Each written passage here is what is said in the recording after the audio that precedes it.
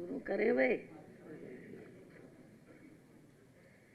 Media बंधुओं, जैसा कि ये सर्वविदित है कि खासकर यूपी में विधानसभा चुनाव के नज़दीक आते ही अब यहाँ बीजेपी व अन्य सभी विरोधी पार्टियों का प्रदेश की जनता को हर प्रकार से लुभाने व वर्ग लाने आदि का जबरदस्त नाटक शुरू हो गया है। जबकि इस मामले में सच्चाई ये है कि केंद्र व यूपी की भाजपा सरकार ने पिछले 1.5-2 महीनों में जो यहाँ अनगिनत व थोक में भरमार घोषणाएं, शिलान्यास एवं अध कच्चे कार्यों के उद्घाटन व लोकार्पण आदि किए हैं, तो इनका ये सिलसिला ऐसा लगता है कि इलेक्शन घोषित होने तक ये लगातार जारी रहेगा। तो ये सब इनकी इस बार विधानसभा चुनाव में होने वाली हार को काफ़ी कुछ दर्शाता है। इसके अलावा बीएसपी को छोड़कर यहाँ सभी विपक्षी पार्टियों ने भी चुनाव की घोषणा होने से बहुत पहले ही प्रदेश की जनता को लुभाने के लिए अभी तक जो भरमार घोषणाएं व वायदे आदि किए हैं, तो ये भी इनके लिए अनेकों सवाल खड़े करता है। जैसे सपा की तरह कांग्रेस पार्टी ने भी प्रदेश की जनता को जो किस्म किस्म के असंख्य व प्रलोभन भरे चुनावी वायदे किए हैं, तो उन पर यहाँ की जनता जल्दी से विश्वास करने वाली नहीं है।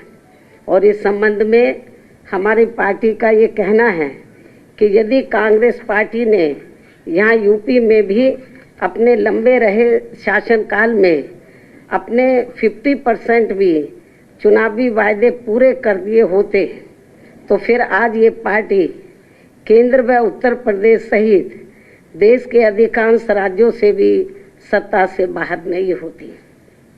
इतना ही नहीं, बल्कि इनकी कथनी व करनी में जमीन आसमान का अंतर होने की वजह से अब जनता इनके वायदों व घोषणाओं आदि को कतई भी गंभीरता से नहीं ले रही है। यही स्थिति इस मामले में हमें दूसरी पार्टियों की भी देखने के लिए मिल रही है। हालांकि इस मामले में बीएसपी बातें बहुत कम व कार्य करके दिखाने में ही ज़्यादा विश्वास रखती हैं। और ये सब आपको यूपी में 4 बार बीएसपी के नेतृत्व में रही सरकार में काफ़ी कुछ देखने के लिए मिला है। और अब मैं खासकर केंद्र व यूपी में आसीन सत्ताधारी पार्टी बीजेपी के बारे में ये भी कहना चाहूँगी कि यदि इस पार्टी को जनहित व आम जनता के दुख दर्द आदि की थोड़ी भी परवाह व चिंता होती, तो पिछले दिनों जिस प्रकार से पूरे देश में हर दिन रिकॉर्ड तोड़ पेट्रोल एवं डीजल आदि की कीमतें बढ़ी हैं और जिस कारण फिर पूरे देश में महंगाई भी काफ़ी ज़्यादा बढ़ी है, तो ये सब जनता आसानी से भुलाने वाली नहीं है। और अब कई राज्यों में जल्द ही होने वाले विधानसभा चुनाव में अपनी हार के डर से इनकी कीमतों में जो इन्होंने थोड़ी सी कमी की है, तो इसकी भी भरपाई ये पार्टी चुनाव के बाद ब्याज सहित जनता से ज़रूर वसूल कर लेगी। इसे भी जनता को ज़रूर ध्यान में रखकर चलना चाहिए। इसी प्रकार यूपी में अब विधानसभा चुनाव नज़दीक आते ही यहाँ गरीबों को जो राशन मुफ्त बांटा जा रहा है, तो ये भी चुनाव खत्म होते ही ज़रूर बंद हो जाएगा। ऐसे अनेकों और भी अब किस्म किस्म के प्रलोभन दिए जा रहे हैं जो चुनाव के बाद फिर कहीं भी नज़र नहीं आएंगे। इसके साथ ही यूपी की जनता को ये भी ध्यान में रखकर चलना चाहिए कि भाजपा खासकर यूपी में अपनी जन विरोधी नीतियों व द्वेषपूर्ण कार्यकलापों एवं सरकार की घोर विफलताओं पर पर्दा डालने तथा इन पर से लोगों का ध्यान बांटने के लिए भी यहाँ विशेषकर सपा आदि से अंदरूनी मिली भगत व सांठ-गांठ करके जिन्ना व अयोध्या पुलिस फायरिंग जैसे अनेकों और नए नए गढ़े हुए सांप्रदायिक व धार्मिक मुद्दों को उठाने का भी पूरा प्रयास कर रही है, ताकि ये जो चुनाव है हिंदू मुस्लिम हो जाए। ये इन दोनों पार्टियों का अंदर ये प्रयास चल रहा है, जो स्वाभाविक तौर पर ये सपा व भाजपा आदि को आपसी लाभ पहुंचाने की नीयत से इनकी स्वार्थ की राजनीति को पुनः उजागर करता है। हालांकि जनता अब इनसे काफ़ी सजग भी है। साथ ही बीएसपी को ये पूरी उम्मीद भी है कि अब प्रदेश की जनता इनके इस प्रकार के किसी भी षड्यंत्र का शिकार होने वाली नहीं है। वैसे ये बात भी सर्वविदित है कि सपा व भाजपा की राजनीति हमेशा एक दूसरे के पोषक व पूरक रही है और इन दोनों पार्टियों की सोच जातिवादी एवं सांप्रदायिक होने के कारण इनका अस्तित्व एक दूसरे पर ही आधारित रहा है। इसी कारण जब सपा सत्ता में होती है तो भाजपा मजबूत होती है और जब बीएसपी सत्ता में रहती है तो भाजपा कमज़ोर होती है। ये भी सोचने की बात है।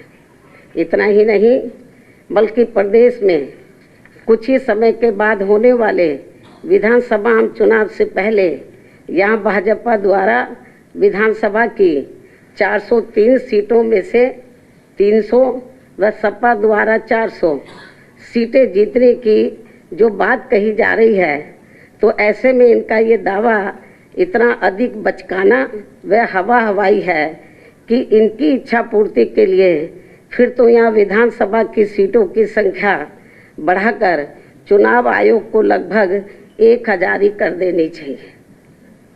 खैर, चुनावी दावों व वादों पर यहाँ अपने देश में ना तो कोई टैक्स लगता है और ना ही उसके लिए किसी खास निष्ठा व ईमानदारी की ज़रूरत ही होती है।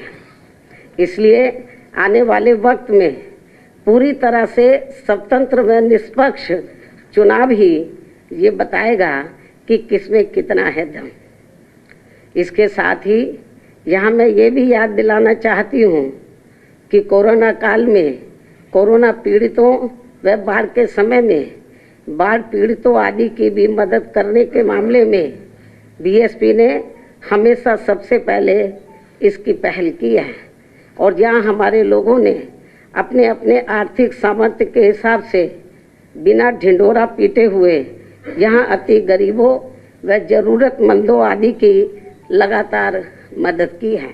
वैसे भी हमारी पार्टी की अपनी सीमाएं हैं, क्योंकि बीएसपी अभी ना तो सरकार में है और ना ही दूसरी पार्टियों की तरह पूंजीपतियों व धन्ना सेठों आदि के धन बल पर चलने वाली पार्टी है, जिनसे भी ये सरकारें इनका राष्ट्र धर्म नहीं निभा पाई हैं तथा वे आपदा में भी अवसर प्राप्त करके अपनी तिजोरी को ही अधिक भरते रहे हैं।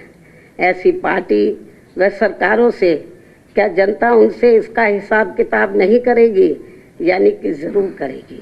इसी प्रकार केवल आम जनता ही नहीं बल्कि देश की अर्थव्यवस्था की रीढ़ अर्थात संपूर्ण किसान समाज भी केंद्र सरकार की अहंकारी, वादा खिलाफी एवं निरंकुश आदि व्यवहार से काफ़ी ज़्यादा गुस्से में है तथा आक्रोशित भी है।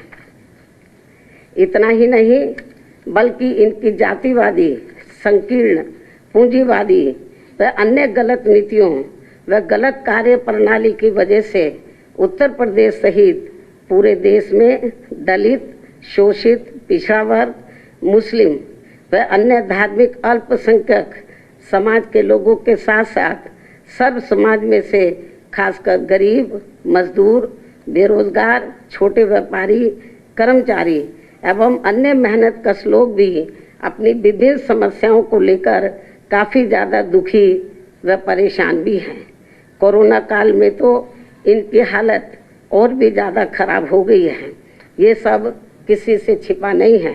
और अब मैं आप लोगों को अपनी पार्टी के बारे में भी ये बताना चाहती हूँ कि मैंने पिछले महीने 9 अक्टूबर को मान्यवर श्री कांशीराम जी की पुण्यतिथि के मौके पर अपनी पार्टी के लोगों को अति महत्वपूर्ण कार्य ये दिया था कि यूपी की हर विधानसभा की सीट में पार्टी द्वारा गठित की गई सभी पोलिंग बूथों की कमेटियों की दिनांक 21 अक्टूबर से समीक्षा की जाएगी तथा चुनाव को खास ध्यान में रखकर उन्हें कैडर भी दिया जाएगा।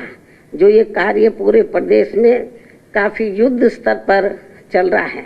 दूसरा, जिनके अभी तक वोट नहीं बने हैं तो उनके चुनाव आयोग द्वारा दिए गए नियमों के मुताबिक चलकर सभी बन जाने चाहिए। ये भी कार्य इस समय काफ़ी तेज़ी से चल रहा है। इसके अलावा आप लोगों को ये भी मालूम है कि बीएसपी दूसरी पार्टियों की तरह चुनाव होने के नज़दीक एक एक सीट पर कई टिकटार्थियों के जरिए भीड़ इकट्ठा करके अपनी हवाई ताकत दिखाने में नहीं बल्कि ज़मीनी स्तर पर पार्टी के जनाधार को बढ़ाने में ही ज़्यादा विश्वास रखती है। साथ ही मेरे सरकार में रहते हुए भी चुनाव के नज़दीक वर्तमान मुख्यमंत्री की तरह जिले जिले में जाकर हवाई सरकारी घोषणाएं, शिलान्यास व अधकच्चे कार्यों के उद्घाटन आदि नहीं करती है तथा न ही उनकी आड़ में आधे से ज़्यादा सरकारी कर्मचारियों की भीड़ इकट्ठा करके अपनी राजनीतिक सभाएं करती हैं, बल्कि ज़रूरत महसूस होने पर स्टेट लेवल का एक आदि बड़ा प्रोग्राम करके लोगों को चुनाव की तैयारी में ही लगा देती है, जिसकी मैं बीच बीच में लखनऊ में खुद ही समीक्षा करती हूँ तथा पार्टी के वरिष्ठ लोगों से विचार विमर्श करके उम्मीदवार आदि भी तय करती हूँ। इसके साथ ही यह मैं ये भी कहना जरूरी समझती हूँ कि अब पूर्वांचल एक्सप्रेसवे तथा कुशीनगर व जेवर हवाई अड्डा आदि बनाने का जो वर्तमान भाजपा सरकार इसका खुद पूरा श्रेय ले रही है तो ये सही नहीं है, जबकि इन तीनों कार्यों की व अन्य सभी एक्सप्रेसवे तथा मेट्रो आदि की भी पूरी रूपरेखा बीएसपी की सरकार में ही बना दी गई थी और इसकी मेरी सरकार में शुरुआत भी कर दी जाती यदि उस समय केंद्र की कांग्रेसी सरकार इन कार्यों में रुकावट पैदा नहीं करती। ये भी मैं आपको बताना चाहती हूँ। इसके अलावा यहाँ मैं यूपी के मुख्यमंत्री योगी जी को ये भी अवगत करा देना चाहती हूँ कि आपकी तरह मेरा भी खुद का अपना परिवार नहीं है। फर्क केवल इतना है कि इन्होंने दिखावे के लिए सन्यासी होने का गेरुआ चोला पहन लिया है, लेकिन मैंने ये सब नहीं किया है। इसके साथ ही इनका मूल परिवार केवल आरएसएस है, लेकिन मेरा मूल परिवार सभी वर्गों व सभी धर्मों के लोग हैं तथा मैंने अपनी सरकार में सभी धर्मों के लोगों के हितों का एक समान ध्यान दिया है, लेकिन इन्होंने केवल एक ही धर्म के लोगों में से कुछ विशेष जातियों के हितों का ही खास ध्यान रखा है। इतना ही नहीं बल्कि पार्टी में यदि मेरे भाई बहन व रिश्ते नाते तथा पार्टी के अन्य लोगों के भी भाई बहन व रिश्ते नाते आदि निस्वार्थ भावना से कार्य करते हैं तो ये कोई परिवारवाद नहीं होता है। ये सब भी इनको ध्यान में रखकर तब बीएसपी के ऊपर कोई उंगली उठानी चाहिए। इन्हीं कुछ जरूरी बातों के साथ ही अब मैं अपनी बात यहीं समाप्त करूं, लेकिन इससे पहले मैं उत्तराखंड के आज 21वें स्थापना दिवस के मौके पर वहां की जनता को हार्दिक बधाई एवं ढेरों शुभकामनाएं देती हूं। हालांकि इन 21 वर्षों में वहां जितना विकास व उत्थान आदि होना चाहिए था वो नहीं हुआ है, ये भी काफ़ी चिंता की बात है। इसके साथ ही छठ पूजा के चल रहे पर्व पर भी त्योहार पर भी मैं इनके अपार मानने वाले लोगों को पूरे तहे दिल से शुभकामनाएं देती हूँ।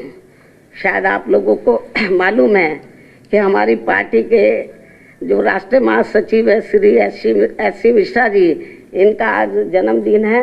इनको भी मैं इनके जन्मदिन की हार्दिक बधाई एवं शुभकामनाएं देती हूँ। अंत में मैं अपनी बात यही समाप्त करती हूँ। धन्यवाद। एक एक करके पूछो।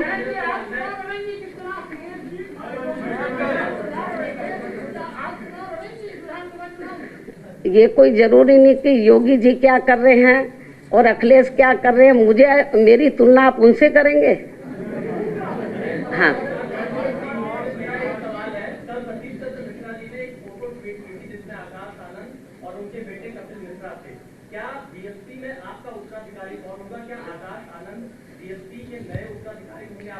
अभी मेरा स्वास्थ्य ठीक है, तो जब मैं पार्टी में कार्य करने लायक नहीं रहूंगी तो उस समय इसका जवाब दे दिया जाएगा।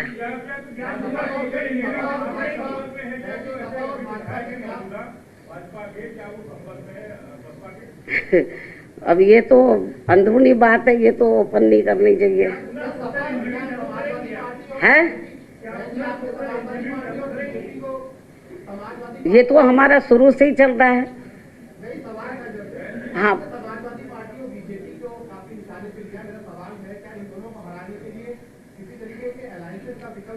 मैंने एक बार नहीं कई बार बोला, प्रेस के जरिए भी, ट्वीट के जरिए भी। आज फिर मैं आपकी गलतफहमी को दूर कर देना चाहती हूँ कि बहुजन समाज पार्टी किसी भी पार्टी के साथ किसी भी प्रकार का कोई चुनावी समझौता नहीं करेगी।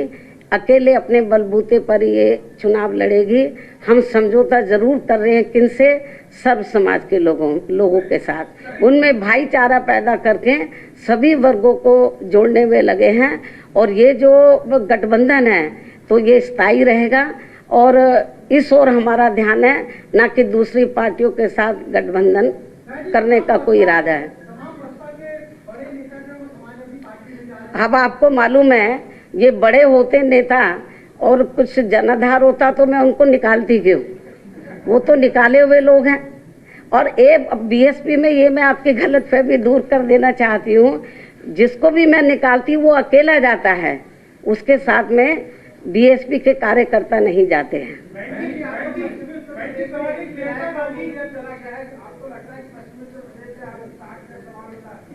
कौन बोलता है? ये तो आप बोल रहे हैं।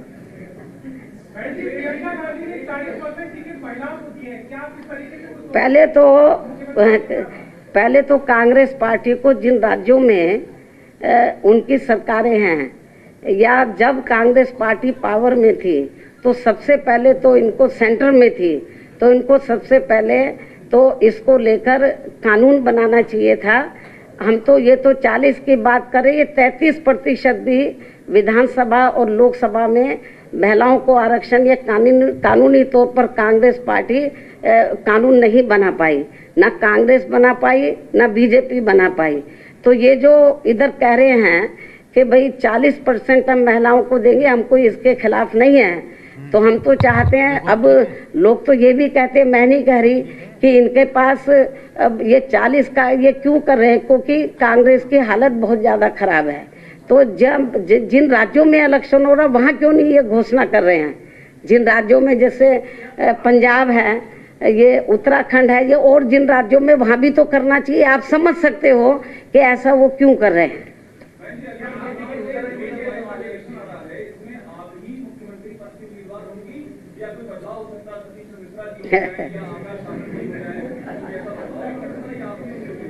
आपको ये मालूम है कि ये जो चुनाव है मेरे नेतृत्व में लड़ा जा रहा है और पूरे यूपी में सर्व समाज के लोगों की ये दिली इच्छा है कि हम बहन जी को 5वीं बार यूपी का मुख्यमंत्री बनाएं। हैं?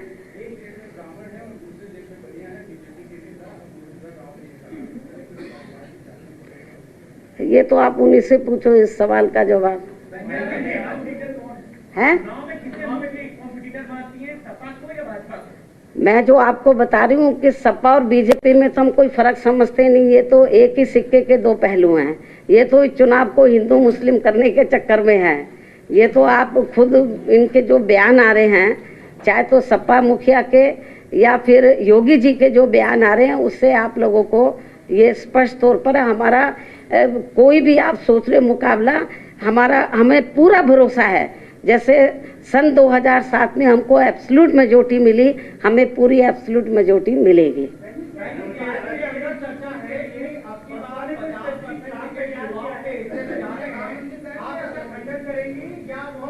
क्या चीज?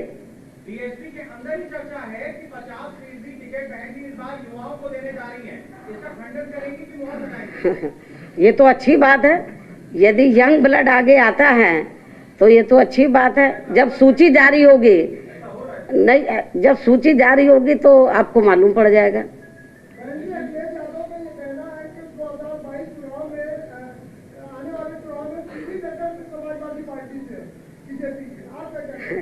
वो केवल एक रथ लेके तो टिकटार्थियों को किसी चौराहे पे इकट्ठा कर ले, किसी के घर चले जाएं और मीडिया को ले जाएं, किसी की ब्याह शादी में चले जाएं, तो उसको मीडिया को दिखा के वो टक्कर में नहीं आ सकते। टक्कर देखनी चाहिए थी तो इनको 9 अक्टूबर को देखते कई लाख लोग थे।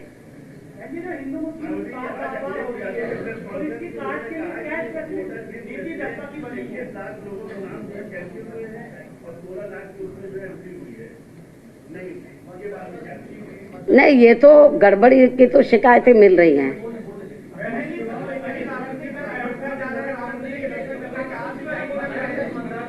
मतदाता सूची में इस किस्म की शिकायतें, गड़बड़ी की शिकायतें मिल रही हैं।